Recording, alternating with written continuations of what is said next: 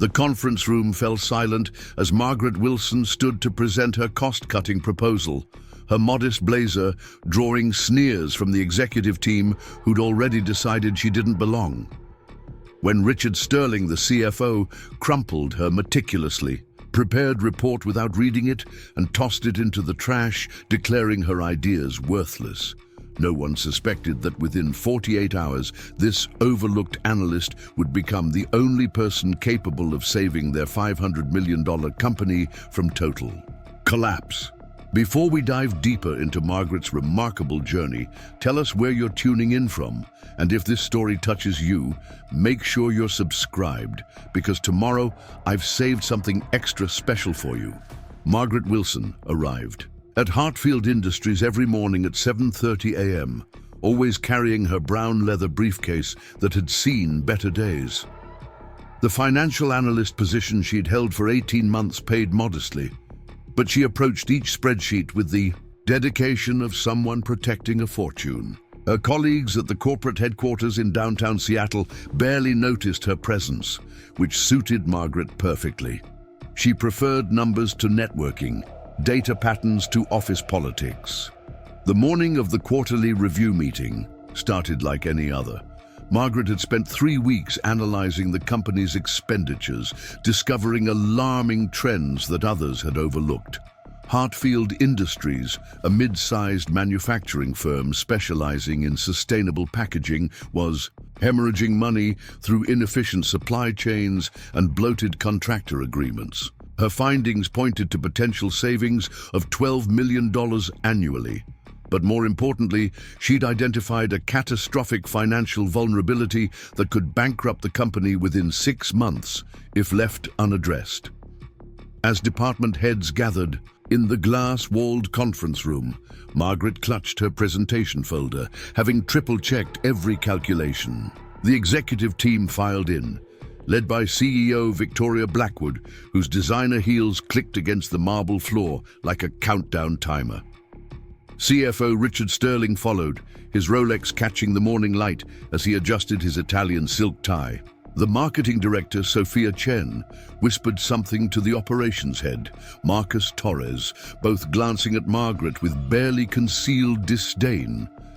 Margaret had grown accustomed to their dismissive attitudes. She wore sensible flats instead of stilettos, drove a 10-year-old Honda instead of a BMW, and brought lunch from home rather than dining at trendy restaurants. To them, she represented everything mediocre about middle management, a necessary but uninspiring cog in their corporate machine. The meeting commenced with the usual self-congratulatory reports. Sophia showcased their latest advertising campaign, complete with celebrity endorsements that had cost millions.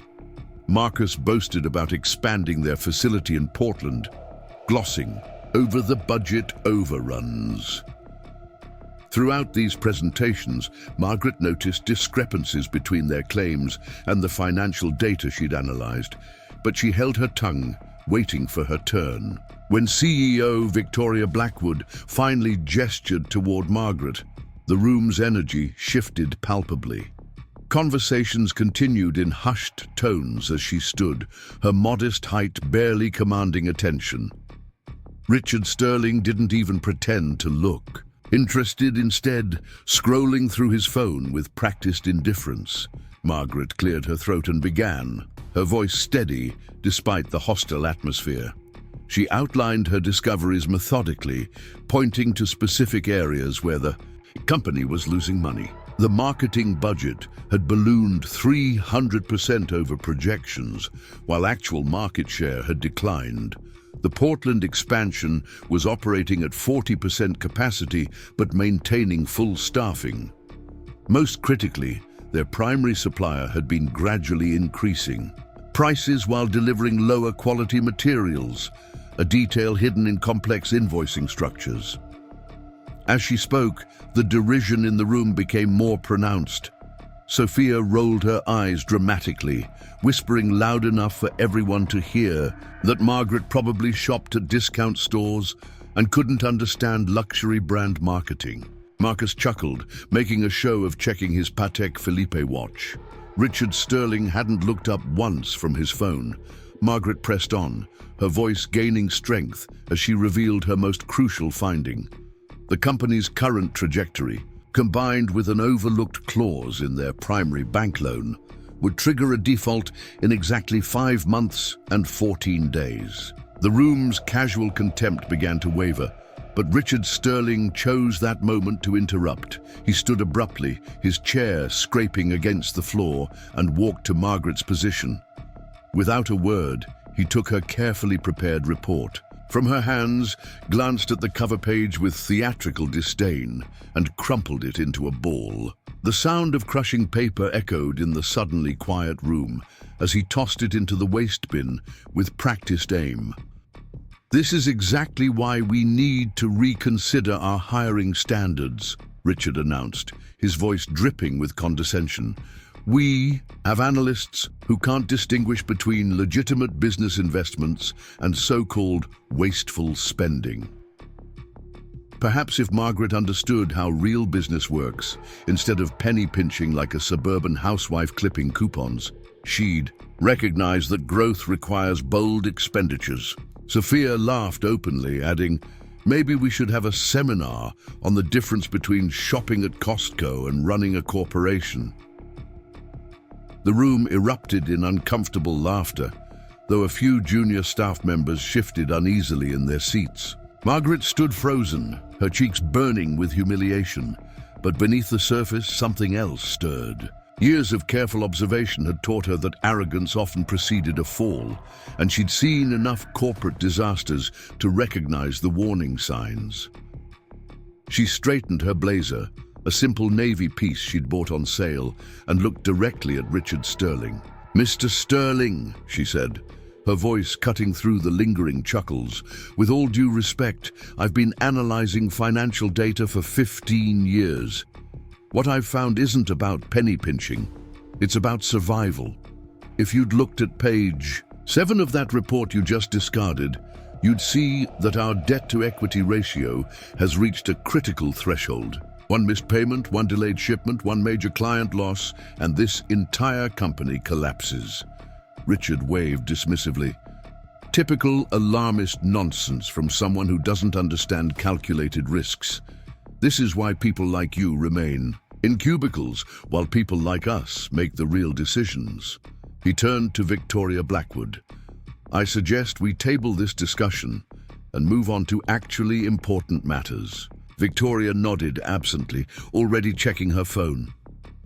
"Thank you for your input, Margaret. Let's proceed with the international expansion plans." Margaret returned to her seat, her presentation cut short, her warnings ignored. She watched as the executive team enthusiastically discussed opening offices in London and Tokyo, committing millions more to ventures the company couldn't afford.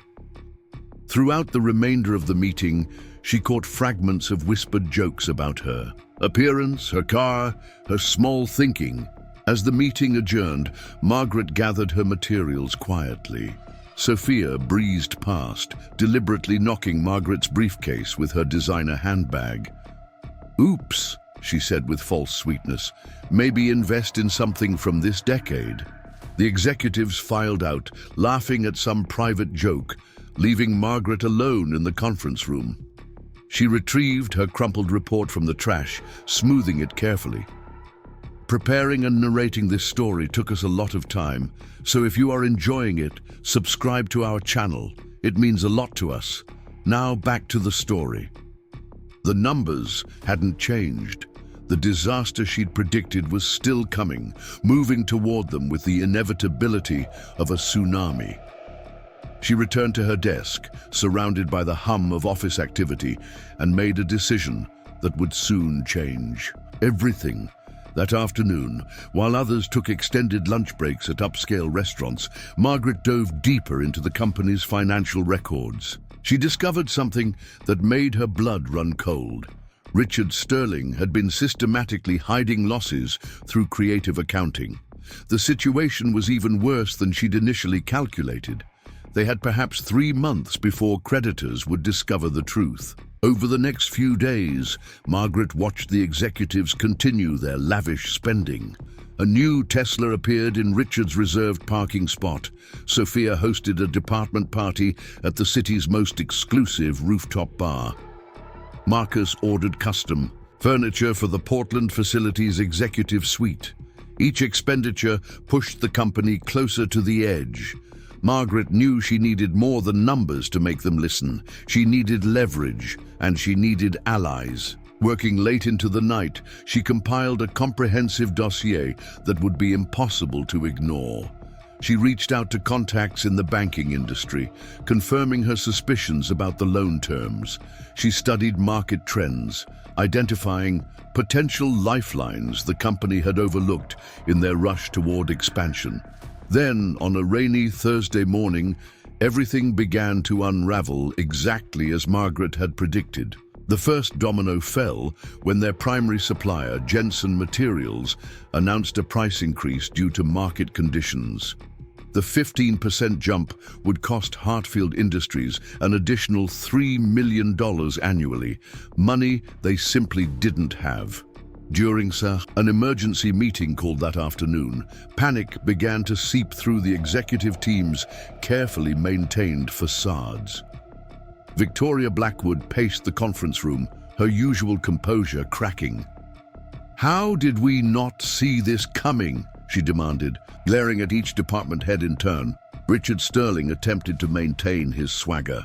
"It's a temporary setback. We'll negotiate with Jensen, maybe find alternative suppliers."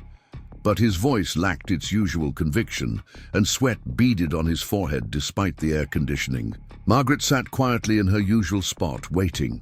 She'd updated her analysis that morning, factoring in the new price increase. The company now had 8 weeks before insolvency, assuming no other surprises emerged. She knew more surprises were coming. As if on cue, Marcus Torres's phone buzzed insistently. He excused himself to take the call, returning moments later, with a pale face. "That was the Portland facility," he announced. "The primary manufacturing line just failed. Complete mechanical breakdown. The repair estimate is significant." The room erupted in chaos. Accusations flew across the table as executives blamed each other for the mounting crisis. Sophia accused Marcus of neglecting maintenance to fund his office renovations. Marcus shot back that marketing's bloated budget had drained resources from operations. Richard tried to restore order, but found himself increasingly isolated, as others questioned why the finance department hadn't warned them earlier. Margaret watched the meltdown with a mixture of vindication and genuine concern. These people had humiliated her, dismissed her expertise, mocked her dedication to fiscal responsibility, yet she couldn't take pleasure in their panic. Hartfield Industries employed over 800 people, families who depended on their paychecks, workers who had nothing to do with executive arrogance. As voices rose and tempers flared, Margaret stood slowly. The movement drew Victoria's attention, and gradually, the room quieted. Perhaps it was desperation, or maybe they finally recognized that their usual strategies had failed. But for the first time, the executive team actually looked at Margaret Wilson with something approaching respect. "I have a plan," Margaret said, simply. Richard scoffed reflexively, but Victoria silenced him with a sharp gesture. "Let's hear it," the CEO said, her voice tight with controlled fear. Margaret walked to the whiteboard, bypassing the high-tech presentation system for a simple marker. She began outlining a strategy she'd been developing for weeks, anticipating this moment. First, they would renegotiate with creditors, using a little-known clause in their loan agreements that allowed for restructuring under specific circumstances. The supplier situation could be managed by pivoting to a domestic manufacturer she'd researched, one that offered comparable quality at lower prices but had been overlooked because they lacked Jensen's prestige. The Portland facility breakdown, while costly, presented an opportunity. Insurance would cover part of the repairs, and the downtime could be used to implement efficiency improvements that would reduce operating costs by 30% once back online. The marketing budget would need immediate cuts, but Margaret had identified strategic partnerships that could maintain brand visibility at a fraction of the current cost. As she spoke, the room transformed. Skepticism gave way to cautious hope. Even Richard Sterling leaned forward, his phone forgotten, studying the figures Margaret wrote with increasing interest. Her plan wasn't just about survival, it was about emerging stronger, leaner, and more competitive. But Margaret saved her most powerful revelation for last. She discovered that a competitor, Apex Packaging, had quietly been buying Hartfield stock, positioning for a hostile takeover they planned to announce once the company's financial troubles became public. The executives gasped collectively at this news, finally understanding the full scope of their peril. However, Margaret continued, her voice steady, I've been in contact with Evergreen Capital, an investment firm specializing in sustainable businesses. They're interested in a partnership that would provide the cash infusion we need while blocking Apex's takeover attempt. But they'll only proceed if we implement the restructuring plan I've outlined. Silence descended as the implications sank. In Margaret Wilson, the analyst they'd mocked for her modest clothes and practical shoes had not only predicted their crisis, but developed a comprehensive solution. More than that, she'd been working behind the scenes to secure their salvation while they'd been ordering luxury cars and planning international expansions. Victoria Blackwood stood slowly, her expression a mixture of shame and gratitude. Margaret, we owe you an apology. A profound one. You tried to warn us, and She glanced at Richard's waste bin, where the crumpled report had been discarded just days ago.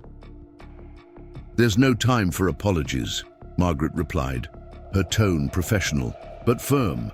We have 48 hours to finalize the Evergreen deal before Apex makes their move. I'll need full executive support and access to all financial records, including the ones Mr. Sterling has been keeping off the official books. Richard's face drained of color, but he nodded reluctantly. The balance of power in the room had shifted completely.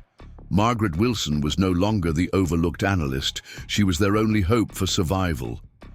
Over the next 2 days, Margaret led the effort to save Hartfield Industries with the quiet competence she'd always possessed, but others had failed to recognize. She worked directly with Evergreen Capital's team, presenting numbers with a clarity that impressed even their most skeptical investors. She guided department heads through painful but necessary cuts, showing unexpected compassion for affected employees while maintaining fiscal discipline. The boardroom that had once echoed with jokes about her appearance now buzzed with respectful requests for her input. Sophia Chen, who'd mocked Margaret's shopping habits, now took notes during her presentations. Marcus Torres personally apologized for his past behavior, admitting he'd confused style with substance. Even Richard Sterling, facing potential legal consequences for his creative accounting, worked diligently under Margaret's direction to clean up the financial records. As the deadline approached, tensions mounted. Apex Packaging, sensing their takeover opportunity slipping away, attempted a last-minute counteroffer. But Margaret had anticipated this move, structuring the Evergreen deal with protective clauses that made Hartfield's acceptance legally binding once key conditions were met. The moment of truth came at 4:47 p.m. on Friday afternoon.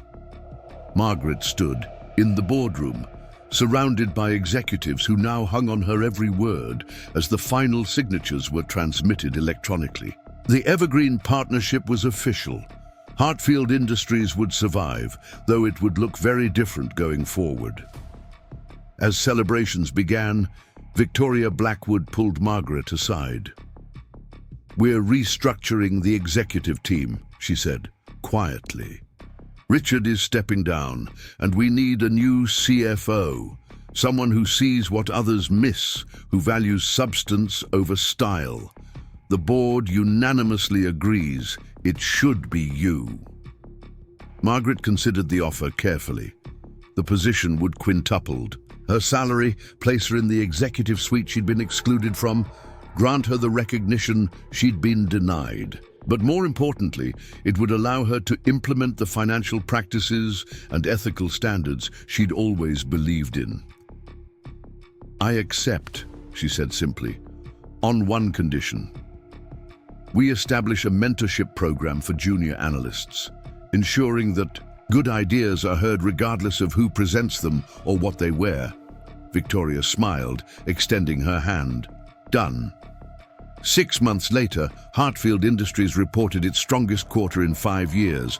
The company had not only survived, but thrived under Margaret's financial leadership. The Portland facility operated at peak efficiency. Marketing costs were down 60% while market share grew, and employee satisfaction scores reached record highs. Margaret still arrived at 7:30 a.m., though now she parked in the executive lot. She still carried the same brown leather briefcase, having politely declined Sophia's offer to help her shop for a new one. Her office was modest by C-suite standards, decorated with family photos and a small plant, rather than modern art and crystal awards. During her first board meeting as CFO, Margaret noticed a young analyst sitting nervously in the back, clutching a folder much like she once had. The analyst wore an off-the-rack suit and practical shoes, clearly intimidated by the room full of executives. When the agenda reached new business, Margaret made a point of inviting the analyst to present her findings about emerging market opportunities. As the young woman spoke, her voice gaining confidence, Margaret caught Sophia and Marcus exchanging knowing looks. Not mocking ones, but glances of recognition and respect. They'd learned, as had everyone at Hartfield Industries, that true value isn't measured by designer labels or flashy presentations, but by the substance of one's character and the quality of one's work. The company that had once teetered on the brink of bankruptcy now stood as a model of sustainable business practices and inclusive leadership. Financial journals featured articles about the Hartfield turnaround, though Margaret declined most. Interview requests. She preferred to let the numbers speak for themselves. On the anniversary of that fateful meeting where her report had been crumpled and discarded, the executive team gathered for their quarterly review. Richard Sterling's replacement presented solid figures, while Sophia unveiled a cost-effective marketing strategy aligned with Margaret's vision. As the meeting concluded, Victoria Blackwood raised her coffee mug in an impromptu toast. "To seeing the value in everyone," she said, looking directly at Margaret, "and to the wisdom of listening. To voices we once ignored." Margaret smiled, thinking of her grandmother's favorite saying, "Still waters run deep." She'd never needed to make waves to make a difference. She'd simply needed the courage to stand firm when the storm came, armed with truth and prepared for the moment when others would finally be ready to listen. The woman they'd once dismissed as simple had saved them all, not through dramatic gestures or power plays, but through quiet competence, careful preparation, and an unwavering commitment to doing what was right. In the end, Hartfield Industries learned that the most valuable assets aren't always the ones that glitter, and the most powerful strategies often come from the most unexpected sources. The following Monday morning brought an unexpected crisis that would test Margaret's newfound authority and reveal just how deeply the company's troubles ran. At 6:45 a.m., before most employees had arrived, Margaret's phone rang with news that would shake Hartfield Industries to its core. David Chen, the head of accounting and one of Richard Sterling's closest allies, hadn't shown up for an early audit meeting with Evergreen Capital's compliance team. Margaret's instincts flared immediately. She drove straight to the office, bypassing her usual coffee stop, and headed directly to the accounting department. The floor was eerily quiet, but David's office door stood ajar, his desk lamp still burning from what appeared to be an all-night session. Papers were scattered across his desk, and his computer screen displayed a password prompt that suggested a hasty departure. As she surveyed the scene, Margaret noticed something that made her stomach drop. A single spreadsheet printout lay on the floor, having apparently fallen from David's desk in his rush to leave. The document detailed wire transfers totaling $8. $7 million to offshore accounts in the Cayman Islands, transactions that had never appeared in any official financial reports. The implications were staggering. The embezzlement scheme ran deeper than even Margaret had suspected during her initial investigation. Richard Sterling hadn't been working alone, and his resignation might have been orchestrated to protect others who were still embedded within the company's financial structure. Margaret immediately called Victoria Blackwood, who arrived within minutes, her usually perfectly styled hair slightly disheveled from the early morning summons. Together, they began piecing together the scope of the conspiracy. The offshore transfers dated back 3 years, carefully disguised as legitimate vendor payments and consulting fees. The perpetrators had been siphoning money from Hartfield Industries while simultaneously pushing for expensive expansions that would mask the missing funds. "We need to act fast," Margaret told Victoria, her analytical mind already formulating a plan. "If David has fled, others involved might follow. We need to secure all financial records and prevent any further transfers before the market opens." Victoria nodded grimly. "What do you need?" "Full IT support to lock down the system, legal counsel on standby, and a discreet security presence. We can't let word of this leak until we understand the full extent of the damage," Margaret replied, already dialing the IT department. Within an hour, Margaret had assembled a crisis team in a secure conference room. The group included Tom Harrison from IT security, Sarah Mitchell from legal, and 2 trusted senior accountants who had no connection to Richard Sterling's inner circle. As they worked to trace the money trail, a clearer picture emerged of how the scheme had operated. The conspirators had exploited Hartfield's complex international supply chain, creating shell companies that appeared to be legitimate vendors. These fake entities would submit invoices for services never rendered or materials never delivered. David Chen would approve the payments, Richard Sterling would sign off on them, and the money would disappear into offshore accounts. "The genius of it," Margaret explained to the team, her voice tight with controlled anger, "was that they used our actual growth to hide the theft. Every time we expanded into a new market or launched a new product line, they'd inflate the costs by 10 to 15%. In the chaos of rapid growth, no one noticed the discrepancies." Tom Harrison interrupted with urgent news. "I found something else. David tried to initiate a transfer of $3, $2 million just before midnight last night, but the transaction failed due to a system maintenance window. The money is still in our operational account." "Freeze it," Margaret ordered immediately, "and check for any other pending transactions." As the morning progressed, employees began arriving for work, unaware of the drama unfolding in the executive suite. Margaret insisted on maintaining normal operations while the investigation continued. "Panic won't help anyone," she told Victoria. "We need to project stability while we clean house."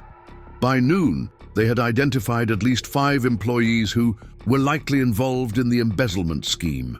2 were senior managers in procurement, 1 worked in accounts payable, and another served as an external auditor who had been paid to overlook discrepancies. The web of corruption explained why Margaret's warnings had been so aggressively dismissed months earlier.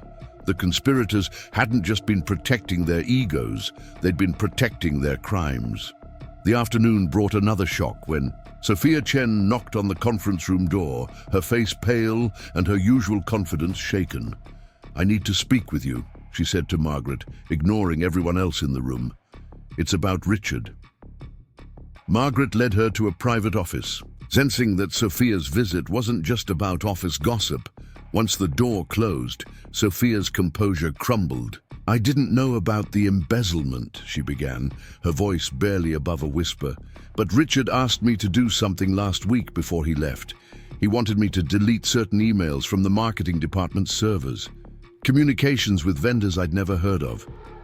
"Did you do it?" Margaret asked, keeping her tone neutral despite the gravity of the revelation. Sophia shook her head.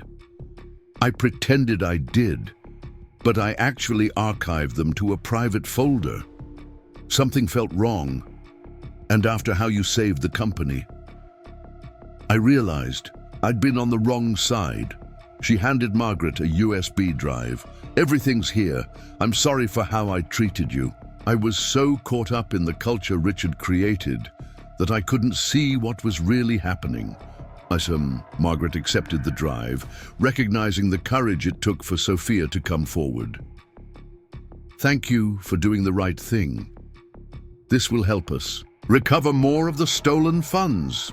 The emails on Sophia's drive proved invaluable.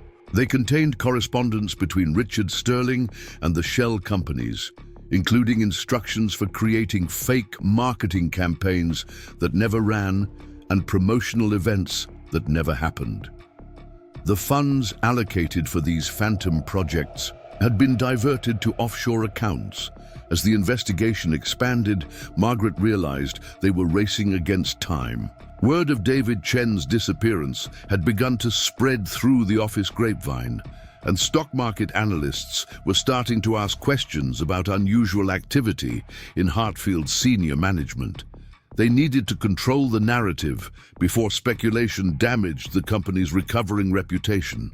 Working with Sarah Mitchell from legal, Margaret crafted a carefully worded statement that acknowledged the discovery of financial irregularities while emphasizing the company's swift action to address them. The announcement would be released after market close, giving them time to brief key stakeholders and reassure Evergreen Capital that their investment was protected. By 5 p.m., the IT team had completed a full system audit. The damage was significant but not catastrophic. The embezzlers had stolen approximately $14 million over 3 years, but Margaret's early intervention had prevented the loss of an additional $20 million that had been earmarked for extraction in the coming months. As the core team gathered to plan their next steps, Margaret's phone rang with a call from an unknown number. She answered cautiously, stepping away from the group. The voice on the other end made her blood run cold. "Ms. Wilson," David Chen said, his voice strained with desperation. "I know what you're doing. I know you found the accounts, but you don't understand the whole picture. Richard Sterling wasn't just embezzling money.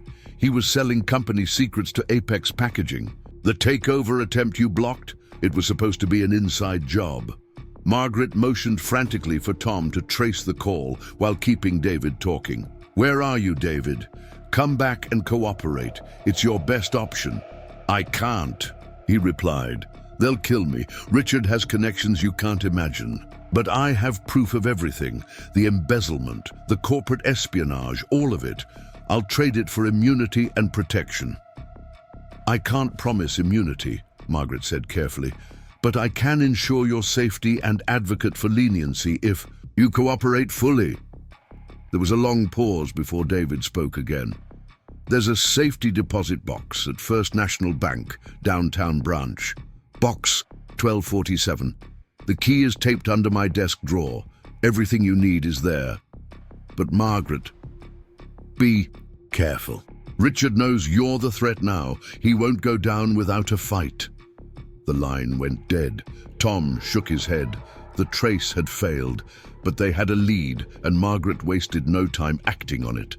Within an hour, armed with a court order, Sarah had expedited through a sympathetic judge. Margaret and 2 federal agents were at First National Bank. The contents of safety deposit box 1247 exceeded their wildest expectations. David had meticulously documented every aspect of the conspiracy, Bank statements, email correspondences, recorded phone conversations, and even photographs of Richard Sterling meeting with Apex executives. Most damning was a contract draft that would have sold Hartfield's proprietary sustainable packaging technology to Apex for a fraction of its worth, with the difference being kicked back to Richard's offshore accounts. "This changes everything," the lead federal agent said, reviewing the documents. "This isn't just embezzlement anymore. We're looking at corporate espionage, fraud, and potential RICO violations." As they left the bank, Margaret noticed a black sedan that seemed to be following their vehicle. She mentioned it to the agents, who immediately took evasive action. The next few minutes were a blur of quick turns and radio communications before they safely reached the federal building. "Looks like David was right about Richard having connections," one agent commented. "We'll need to move fast now that they know we have the evidence." Back at Hartfield headquarters, Margaret convened an emergency board meeting. The directors, some participating via secure video conference, listened in stunned silence as she presented the evidence. The scope of Richard Sterling's betrayal was breathtaking. He hadn't just stolen money, he'd attempted to destroy the company from within while positioning himself to profit from its downfall. "The question now," Margaret told the board, "is how we move forward. We need to pursue legal action while protecting our employees and maintaining business operations. Our stock will take a hit when this becomes public, but transparency is our best path to recovery." Board member Eleanor Walsh, a veteran of numerous corporate crises, spoke up. "Margaret, you've shown extraordinary leadership throughout this ordeal. I motion that we grant you full authority to manage this crisis, including coordination with law enforcement and communication with stakeholders." The motion passed unanimously. As the meeting concluded, Victoria Blackwood pulled Margaret aside. "I've been CEO for 12 years, she said quietly, "and I've never seen anyone handle a crisis with such competence and integrity. You're not just saving our finances, you're saving our soul as a company."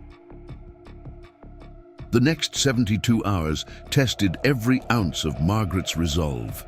Federal agents raided Richard Sterling's home and former office, seizing additional evidence. The media caught wind of the story, and reporters camped outside Hartfield headquarters. Stock prices plummeted 23% before Margaret's measured response and transparent communication began to restore investor confidence. Richard Sterling was arrested at a private airfield attempting to flee to a non-extradition country.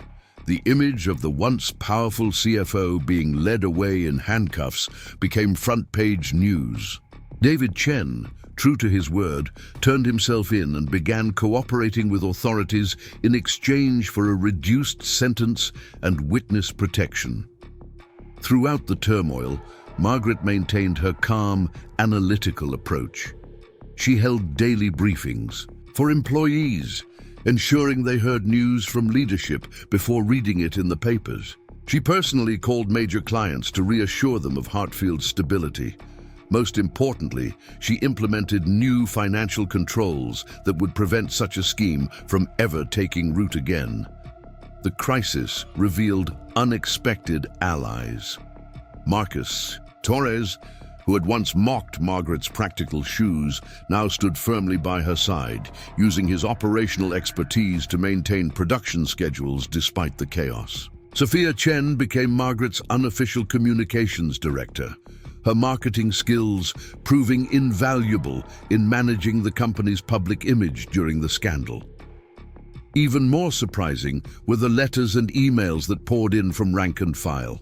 Employees, workers she'd never met, wrote to thank her for protecting their jobs and pensions. The IT specialist who'd helped her trace the offshore accounts confessed he'd always admired her attention to detail, but had been afraid to speak up in the toxic culture Richard had fostered.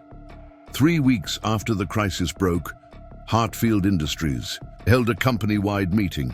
Margaret stood before 800 employees in the main auditorium, with others watching via video link from satellite offices. She wore the same modest navy blazer she'd worn on the day her report was crumpled and discarded, a deliberate choice that wasn't lost on those who'd witnessed her journey.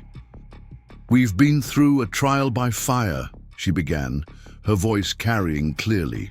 "Through the room, we discovered that those we trusted had betrayed us, that our success had been built partially on deception. But we also discovered something else, our true strength. It doesn't lie in flashy presentations or expensive suits. It lies in our integrity, our resilience, and our commitment to doing what's right, even when it's difficult." She paused, looking around the room at faces that reflected hope rather than fear. "The road ahead isn't easy. We'll face scrutiny, skepticism, and the hard work of rebuilding trust. But we'll do it together, with transparency as our guide and honesty as our foundation. We're not just saving a company, we're setting a new standard for how business should be done." The applause that followed was genuine and prolonged. Employees stood, some wiping away tears, others nodding with renewed determination. In that moment, Margaret realized that the crisis had accomplished something her spreadsheets never could have. It had unified the company around shared values rather than mere profit margins. Later that evening, as Margaret finally headed home, after another 16-hour day, she found a small gift box on her desk.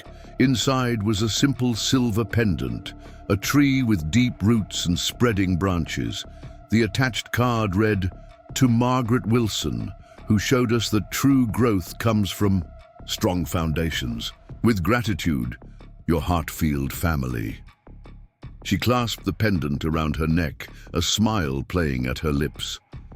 The woman they'd once dismissed as too simple, too plain, too unimpressive to matter, had become the roots that held them all steady through the storm. And unlike the flashy accessories her colleagues had once flaunted, this simple piece of jewelry represented something far more valuable: the respect and trust of people who'd learned to see beyond appearances to the substance beneath.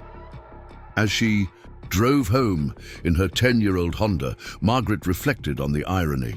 Richard Sterling, with his Rolex watches and Italian suits, had tried to destroy the company for personal gain. She, with her sensible flats and brown bag lunches, had saved it through careful observation and unwavering principle. The contrast couldn't have been starker, the lesson clearer. The next morning brought news that would reshape Hartfield's future. Once again, Evergreen Capital, impressed by Margaret's handling of the crisis, proposed expanding their investment. They wanted to transform Hartfield Industries into a model for ethical business practices, with Margaret leading the initiative. The company that had nearly collapsed would become a case study in corporate integrity and financial transparency. As she prepared for another day of meetings and challenges, Margaret straightened her modest blazer and picked up her worn leather briefcase. She'd been offered a generous wardrobe allowance as part of her CFO package, but had politely declined. Her appearance had never been about lack of means. It had been about understanding what truly mattered. The elevator doors opened to reveal Sophia Chen, who smiled warmly and held the door. "Morning, Margaret. Ready for another day of saving." "The world?" Margaret stepped in, returning the smile. "Just doing my job, Sophia, just doing my job." But they both knew it was more than that. In exposing the rot at Hartfield's core, Margaret had done more than save a company. She'd transformed it. The culture of superficial judgments and style over substance had given way to something deeper and more meaningful. Employees now looked beyond appearances. Young analysts felt empowered to speak up, and integrity had become the new currency of success. The woman they'd mocked for her simple ways had orchestrated one of the most complex corporate salvage operations in recent history. She'd done it not with flash or fanfare, but with quiet competence and unshakable principle. In the process, she'd proven that true leadership isn't about commanding attention. It's about deserving it through actions that speak louder than any designer label ever could. As Hartfield Industries emerged from its darkest hour, the business world took notice. Harvard Business Review requested an interview, Fortune magazine planned a cover story, and speaking invitations poured in from prestigious conferences. But Margaret remained focused on the work itself, knowing that sustainable change required constant vigilance and commitment. The parking lot that had once hosted whispered jokes about her old Honda now held respectful nods as she arrived each morning. The conference room, where her analysis had been so brutally dismissed, now fell silent when she spoke, her words carrying the weight of proven wisdom. The colleagues who had questioned her place at the table now sought her guidance on matters both professional and personal.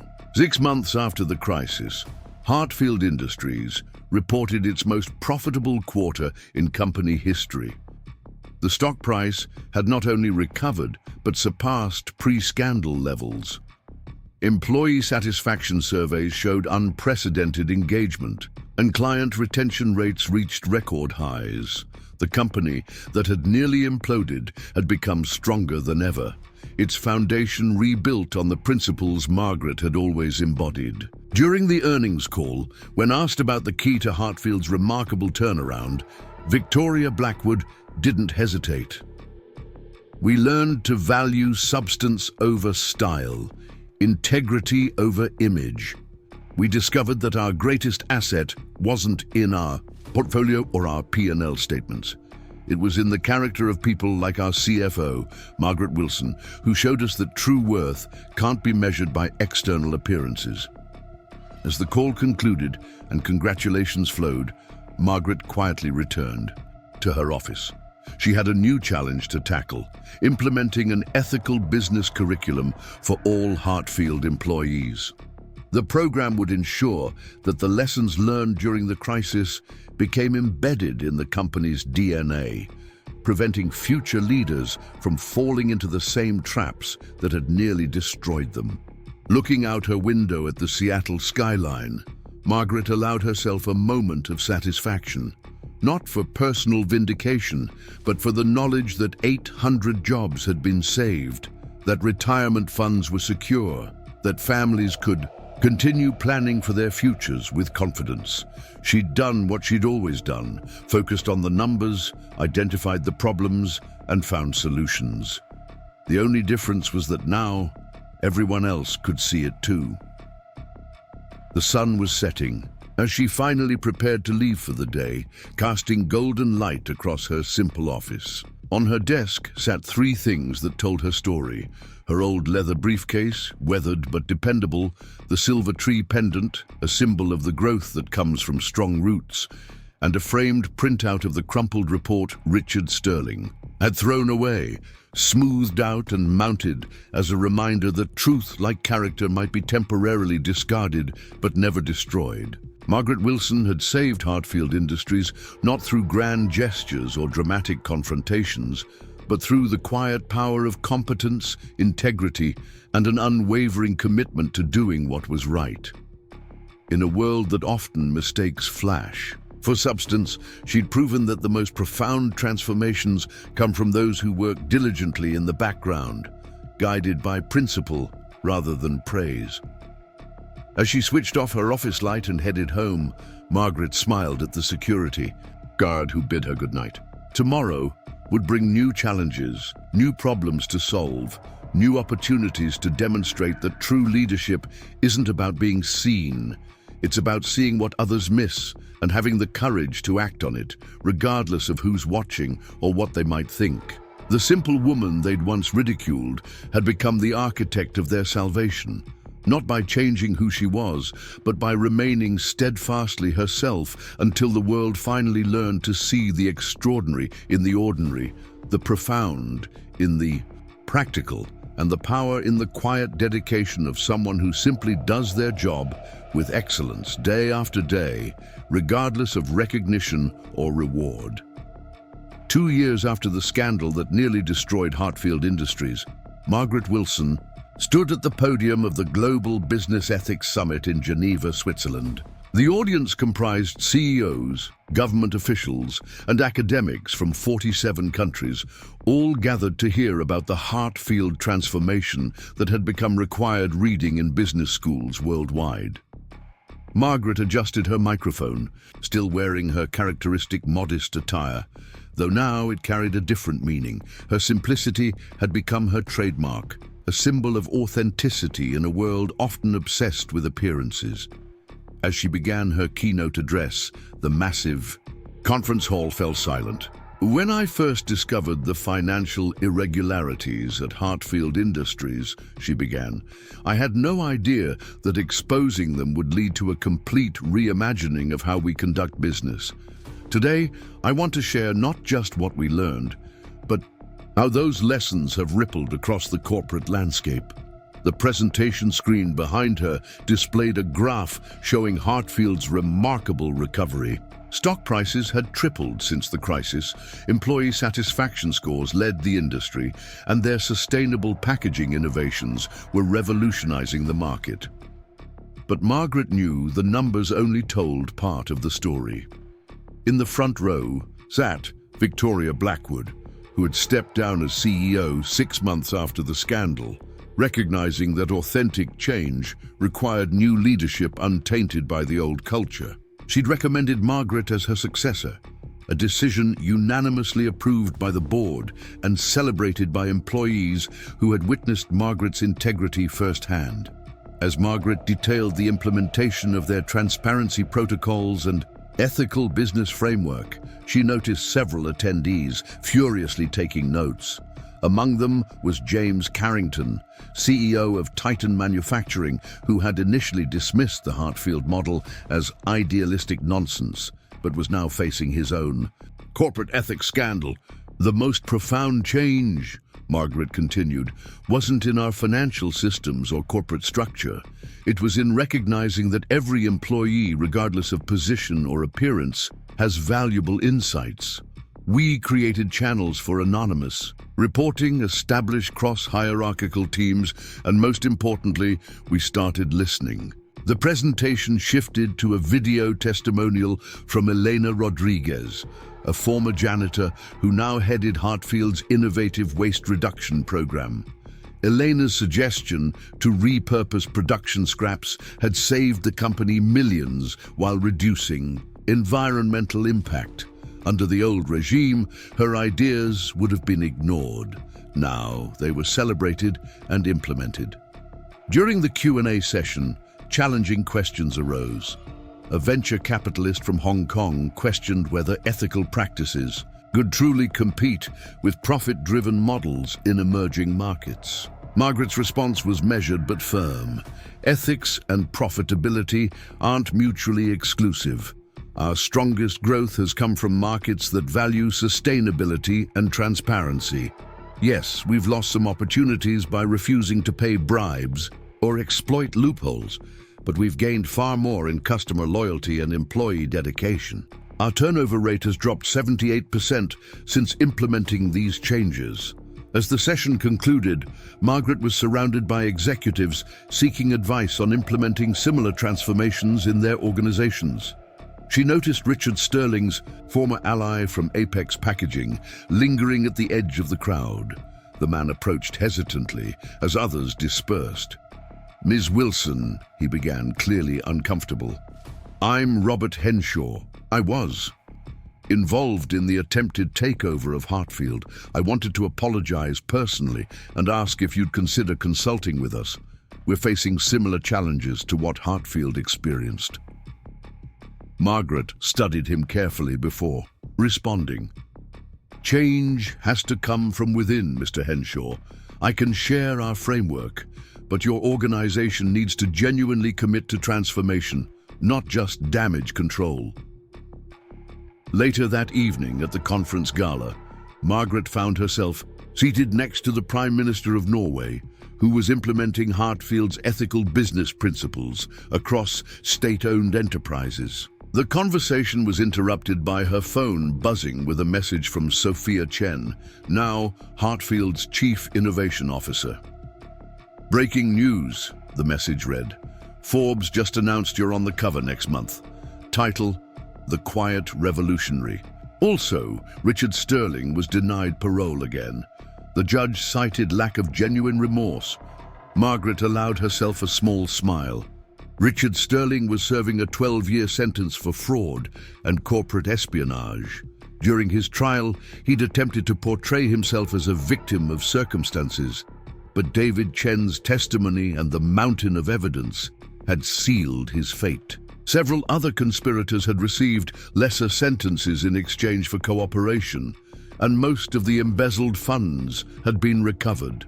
The next morning, Margaret delivered a workshop on practical implementation of ethical business practices. The room was packed beyond capacity, with attendees sitting in aisles and standing along walls. She began with a simple exercise, asking participants to identify the lowest paid employees in their organizations and list 3 ways those workers could contribute to strategic decisions. The exercise revealed deep-seated biases. Many executives struggled to see beyond traditional hierarchies, but Margaret patiently guided them through the process, sharing examples from Hartfield's transformation. She told them about Michael Zhang, a warehouse worker whose suggestion for reorganizing inventory systems had reduced processing time by 30%. She mentioned Sarah Palmer, a customer service representative whose insights into client frustrations had led to a complete overhaul of their product design process. Innovation doesn't always come from the C-suite, Margaret emphasized. Sometimes it comes from the people closest to the actual work. Our job as leaders is to create environments where those voices can be heard. During the lunch break, Margaret received an unexpected call from her predecessor, Victoria Blackwood, who now ran a non-profit focused on corporate ethics education. "Turn on CNN," Victoria said urgently. "They're doing a special on corporate accountability, and Hartfield is the centerpiece." Margaret found a quiet corner and streamed the broadcast on her tablet. The segment featured interviews with Hartfield employees, customers, and industry analysts, all discussing how the company's transformation had influenced broader business practices. The reporter noted that several major corporations had adopted similar transparency measures after witnessing Hartfield's success. The piece concluded with footage from the day Richard Sterling was arrested, contrasting it with recent images of Hartfield's thriving, collaborative workplace. The narrator observed, "What started as a crisis of leadership has become a blueprint for ethical business in the 21st century." Returning to the conference, Margaret participated in a panel discussion with other reformed corporate leaders. The moderator, a respected journalist who had covered the Hartfield scandal extensively, posed a provocative question. "Ms. Wilson, you've been criticized by some traditional business leaders who say your approach is too soft, that it prioritizes feelings over profits. How do you respond?" Margaret leaned forward, her voice calm but authoritative. "Those critics are operating under an outdated paradigm. They see kindness as weakness, ethics as obstacles, but our results speak for themselves. Employee productivity has increased 40%. Customer retention is at an all-time high. We've launched more successful products in the past 2 years than in the previous decade. This isn't about feelings. It's about creating an environment where human potential can flourish." The final day of the conference brought an unexpected honor. The International Business Ethics Committee announced the establishment of the Margaret Wilson Award for Corporate Integrity, to be given annually to organizations demonstrating exceptional commitment to ethical business practices. Margaret was visibly moved as she accepted the inaugural recognition on behalf of Hartfield Industries. In her acceptance speech, she reflected on the journey that had brought them to this moment. 2 years ago, I stood in a conference room while my analysis was crumpled and thrown away by people who thought they knew better. That moment could have broken me. Instead, it became the catalyst for change that none of us could have imagined. She paused, looking out at the sea of faces, many of whom had initially doubted that ethical business could succeed in a competitive global market. The true measure of an organization isn't in its quarterly earnings or market share. It's in how it treats its most vulnerable members, how it responds to crises, and whether it has the courage to do what's right, even when it's costly. As the conference concluded, Margaret was approached by a young woman who introduced herself as a business student from Mumbai. "I'm writing my thesis on the Hartfield transformation," she said nervously. "Could I ask you one question? What advice would you give to someone just starting their career, someone who might face the same dismissal and ridicule you experienced?"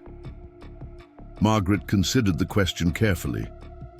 "Stay true to your values," she finally answered. "Document everything, trust your instincts when something seems wrong, and remember that being underestimated can be an advantage. It allows you to observe and prepare while others are distracted by their own assumptions." The return flight to Seattle gave Margaret time to reflect on how far they'd come. Hartfield Industries was now a case study in ethical leadership, but the work was far from over. They faced constant challenges, pressure from shareholders who wanted faster returns, competitors who tried to undercut them with cheaper, less sustainable alternatives, and the ongoing task of maintaining their cultural transformation as the company grew. Upon landing, Margaret was greeted by her executive team, a diverse group that included several people who had been overlooked under the previous regime. Marcus Torres, once dismissive of her practical approach, now served as Chief Operations Officer and had become one of her most trusted advisors. Sophia Chen had evolved from a fashion-obsessed marketing manager into an innovative leader who understood that substance and style could coexist. The team briefed her on developments during her absence. A major retailer wanted to partner with Hartfield for an exclusive line of eco-friendly packaging. 3 universities had requested to use Hartfield as a live case study for their business ethics courses. Most significantly, the company's employee suggestion program had yielded another breakthrough innovation that could revolutionize biodegradable plastics. As they discussed these opportunities, Margaret's assistant interrupted with news that made everyone pause. "The White House just called," she announced. "The president wants to meet with you about implementing Hartfield's ethical framework across federal contractors." The room erupted in excitement, but Margaret remained characteristically calm. "Let's not get ahead of ourselves," she cautioned. "Real change happens incrementally, through consistent action, not grand gestures." Later that evening, alone in her office, Margaret gazed out at the Seattle skyline. On her desk sat 3 mementos. The crumpled report Richard Sterling had discarded, now framed as a reminder of where they'd started. The silver tree pendant from her employees, symbolizing growth through strong roots. And a new addition, a crystal award from the Geneva Conference, inscribed with words that captured her philosophy.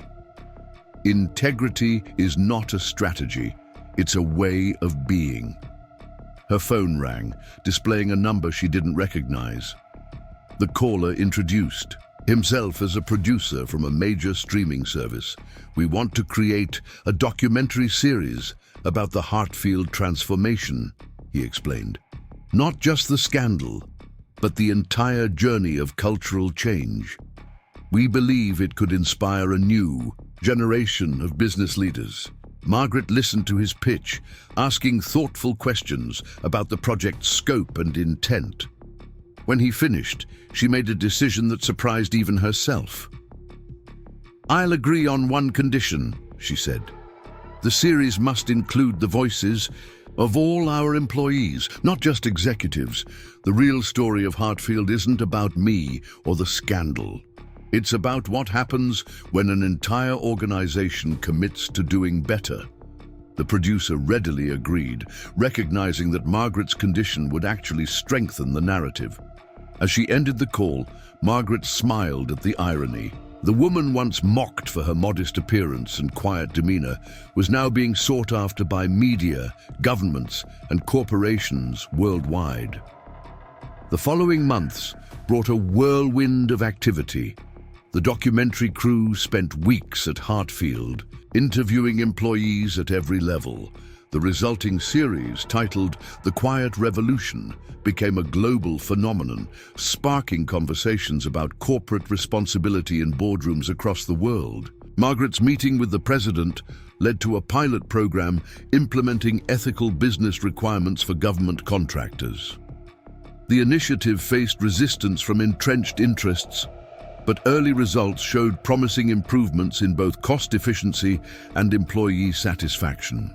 Meanwhile, the Hartfield model continued to evolve. The company established a foundation offering grants to small businesses implementing ethical practices. They launched a mentorship program pairing experienced executives with young professionals from underrepresented backgrounds.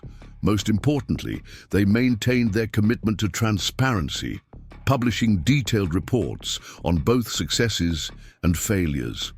On the third anniversary of the scandal's exposure, Hartfield held a company-wide celebration. Margaret stood before her employees, no longer the overlooked analyst, but a leader who had earned their trust through actions rather than titles. As she prepared to speak, she noticed a new employee in the front row, nervously clutching a folder of suggestions. After her speech, Margaret made a point of approaching the young woman. "I noticed you have some ideas," she said gently. "I'd love to hear them." "Oui."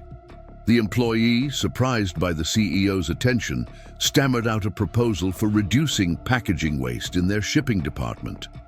Margaret listened intently, asking questions and taking notes. When the woman finished, Margaret smiled. "This is excellent work. Let's set up a meeting with the sustainability team next week to explore implementation." As the celebration continued, Margaret moved through the crowd, engaging with employees at every level. She remembered names, asked about families, and genuinely listened to concerns and suggestions. This wasn't performative leadership, it was who she had always been. Someone who valued substance over show, people over profits, integrity over image. The transformation of Hartfield Industries had proven that ethical business wasn't just morally right, it was economically sound. The company that had nearly collapsed under the weight of greed and deception had risen to become a beacon of corporate responsibility. And at its center stood Margaret Wilson, the simple woman whose dedication to truth had sparked a revolution. As the event wound down, Margaret returned to her office to find an envelope on her desk. Inside was a letter from Richard Sterling, written from federal prison. His words were carefully chosen, perhaps coached by lawyers, hoping for early release consideration. He expressed regret for his actions and congratulated her on Hartfield's success. Margaret read the letter twice before placing it in a drawer. She felt no satisfaction in Richard's downfall, only sadness for the waste of potential. He had possessed intelligence and charisma, but had used those gifts for personal gain rather than collective good. His fate served as a cautionary tale, a reminder of what happened when leaders lost sight of their true responsibilities. Looking out her window at the setting sun, Margaret reflected on the journey that had brought her to this moment. The ridicule she'd endured, the crisis she'd navigated, the transformation she'd led, all of it had forged her into the leader Hartfield needed. But she knew the real credit belonged to the entire organization, to every employee who had chosen integrity over convenience, courage over comfort. Her phone buzzed with a message from her head of HR. "Just received our annual employee survey results. Highest engagement scores in company history. 94% say they're proud to work at Hartfield. 97% believe leadership genuinely cares about their well-being." Margaret smiled, knowing these numbers meant more than any stock price or profit margin. They represented lives changed, potential unleashed, and a culture transformed. The woman they'd once dismissed as too simple had orchestrated one of the most complex corporate turnarounds in business history, proving that true leadership wasn't about commanding attention, but deserving it through consistent, principled action. As she prepared to leave for the day, Margaret straightened her modest blazer. The same style she'd worn throughout her journey, now recognized as a symbol of authentic leadership rather than a target for mockery. She picked up her worn leather briefcase, filled with tomorrow's challenges and opportunities, and headed home in her reliable Honda, unchanged by success, but validated in her belief that character, not appearance, defined true worth.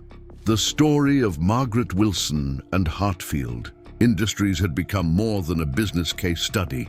It was a testament to the power of integrity, the strength found in humility, and the profound impact one person could have when they refused to compromise their values.